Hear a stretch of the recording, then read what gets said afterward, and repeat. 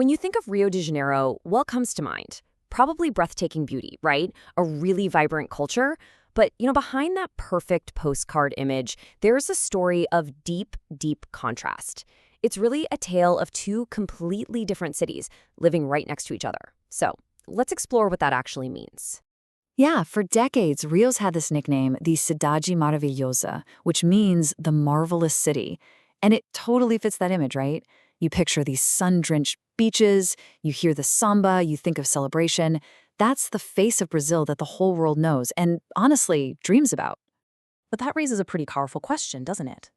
How does that idyllic dream actually hold up when it smacks into the complex and often really harsh reality that millions of people there live every single day? Well, let's find out. Okay, so first, let's dive into the side of Rio that really feels that dream.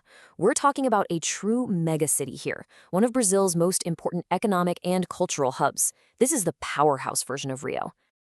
And I mean, the sheer scale is just immense. We're not just talking about the city itself. This is a huge metropolitan area with around 13 million people. A population that big, well, that alone creates this incredible energy and a ton of opportunity. So, what's driving this? Well, Rio's economic engine is really diverse. Tourism is massive, of course. That's a given. But there's also a powerful industrial side, things like oil refining and shipbuilding. And all of that is backed up by a service sector that's just growing like crazy. This variety means there are all kinds of jobs, which is why people from all over Brazil flock here. And these famous icons aren't just pretty landmarks. They're powerful economic assets. Think about it. Millions of visitors come here every single year, and they're pouring money into hotels, restaurants, local businesses, the whole shebang.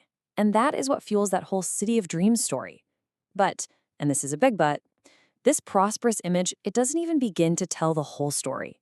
Because you see, for every story of opportunity in Rio, there's another story running right alongside it, one of immense challenge. So it's time to look at that other side, the deep, structural problems that are hiding in plain sight, sometimes literally just over the mountain.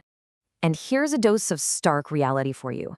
A staggering 1 in every 5 people in Rio lives in what's known as a favela, an informal settlement. Now, this isn't some minor issue on the fringes. This is a central, fundamental part of the city's structure. So, what exactly is a favela? Well, it's a community that was built without any kind of formal planning.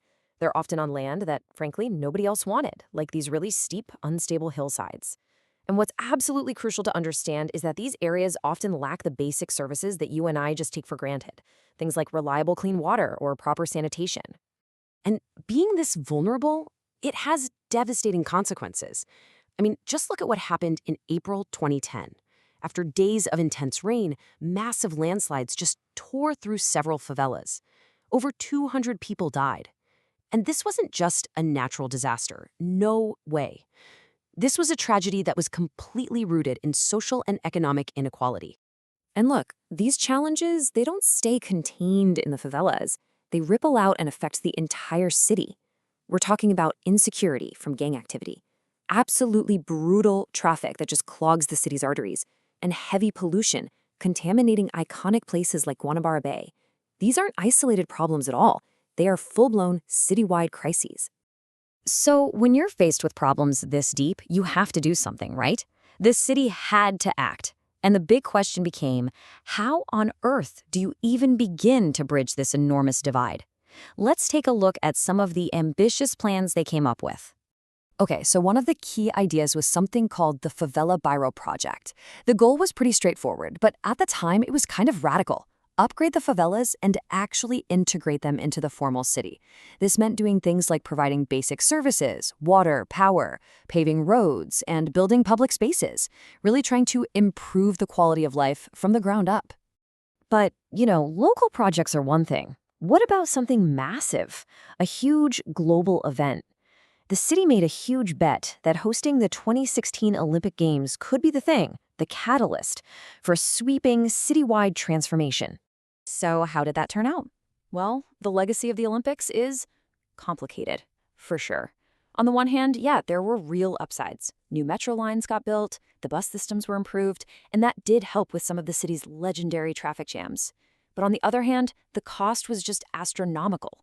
And a lot of people argued, pretty convincingly, that the benefits never really trickled down to the poorest residents, the ones who needed them the most.